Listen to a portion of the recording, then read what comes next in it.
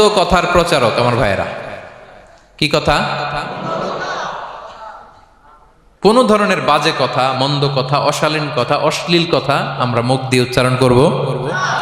কোন ধরনের বাজে স্ট্যাটাস, মন্দ স্ট্যাটাস, অশালীন স্ট্যাটাস আমরা ফেসবুকে দিব? কারো এরকম অশালীন স্ট্যাটাস শেয়ার দিব? নেভার, কখনো দিব না।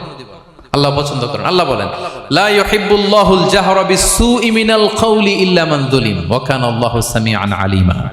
কোন খারাপ কথা কেউ প্রকাশ করবে, পাবলিক করবে, ওপেনলি বলে বেড়াবে, এটা আল্লাহ পছন্দ করে না। কিন্তু সে যদি মাজলুম হয় সেটা ভিন্ন কথা। কোন ধরনের অশ্লীল কথা, অশালীন কথা মুমিনের মুখ দিয়ে বেরোতে পারে?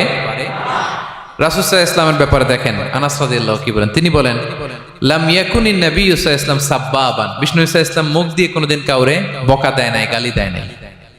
ওয়ালা ফাহাশান, আমার নবী কখনো তার জবান মোবারক দিয়ে অশালীন কথা বলেন নাই। ওয়ালা লাআনান, কাউকে লানত তিনি করেন নাই।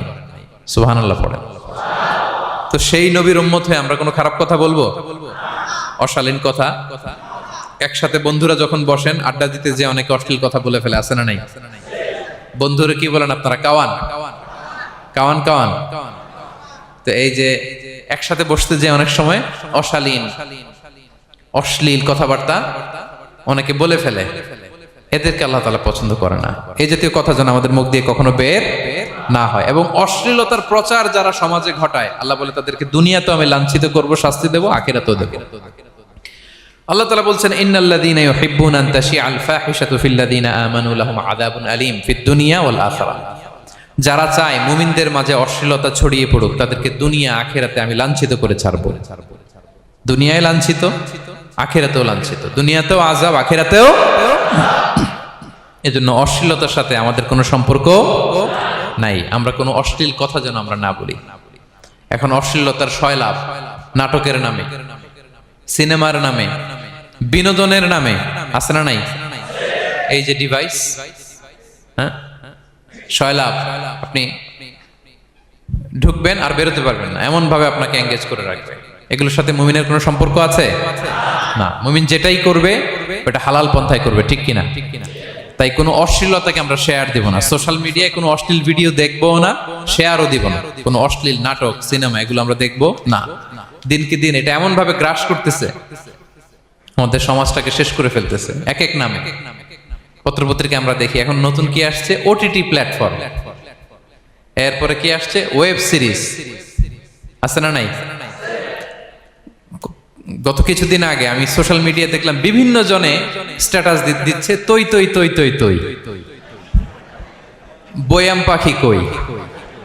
তো আমি ভাবছি হয়তো কোনো বিখ্যাত কবির কবিতা শেয়ার দিচ্ছি। আমি পরে সার্চ দিয়ে দেখি সর্বনাশ, একটা ইন্টারভিউ দেখলাম একজন, এটা নাকি কোন একটা ওয়েব সিরিজ বা মুভি, এই জাতীয় কিছু একটা। তো দেখেন, কবিতার নামে, গানের নামে, সাহিত্যের নামে, সংস্কৃতির নামে, এন্টারটেইনমেন্টের নামে, বিনোদনের নামে এই অশ্লীলতার সয়লাভ, ঠিক কিনা? এই অশ্লীলতার সাথে আমাদের কোনো সম্পর্ক আছে? আমরা যেন মুখ দিয়ে উচ্চারণ না করি এগুলো, ঠিক কিনা? বিষ্ণু বলেন, ইন্নাল আবদা লা ইয়াতাকাল্লামু বিল কালিমাতি মা ইয়াতাবায়ানু ফিহা ইয়াজিল্লু বিহা ইলান নার আবআদা মিম্মা বাইনাল মাশরিক ওয়াল মাগরিব। বান্দা অনেক সময় মুখ দিয়ে এমন কথা মুখ ফসকে বলে ফেলে, এটা যে কত ভয়ঙ্কর, এটা যে তারা জাহান্নামে নিক্ষেপ করবে সে কল্পনাও করতে পারে না। আপনার একটা কথা থেকে আপনি জাহান্নামের অধিবাসী হতে পারেন। এই জন্য সোশ্যাল মিডিয়া ব্যবহারের ক্ষেত্রে আমরা সাবধান। যে কোনো ধরনের গুজব, মিথ্যা কথা, হক্স নিউজ, অশ্লীলতা, স্ক্যান্ডাল, এগুলোর সাথে আমাদের কোনো সম্পর্ক নাই। আমরা সব সময় যেন শালীনতার মধ্যে থাকি, সত্যের পক্ষে থাকি। কথা বুঝতে পেরেছেন? তাহলে কয় শ্রেণীর ব্যক্তিকে আল্লাহ পছন্দ করেন না? 1 নম্বরে সীমা লঙ্ঘনকারী, 2 নম্বরে জালিম, 3 নম্বরে অহংকারী, 4 নাম্বার অপচয়কারী, 5 নাম্বার খেয়ানতকারী, আমানতের খেয়ানত, 6 নাম্বার ফাসাদ সৃষ্টিকারী, 7 নাম্বার মন্দ কথা, অশ্লীল কথার যে প্রচার করে। এগুলো যারা করে এদের সাথে আমাদের কোনো সম্পর্ক, এই 7 শ্রেণীর লোককে আল্লাহ তাআলা অপছন্দ করেন। এগুলো কি আমাদের জীবনে থাকবে? এগুলো আমরা কি শুধু হল রুম থেকে বের করে দিব না, পুরো জীবন থেকে পারা যাবে? পারা যাবে? আওয়াজ করে পড়ুন ইনশাআল্লাহ। পেনাঙ্গের ভাইরা, আল্লাহ তাআলা আমাদের সবাইকে কথাগুলো বোঝার ও আমল করার তৌফিক দান করুক। এই আলোচনা যেন আমাদের নাজাতের ওসিলা হয়।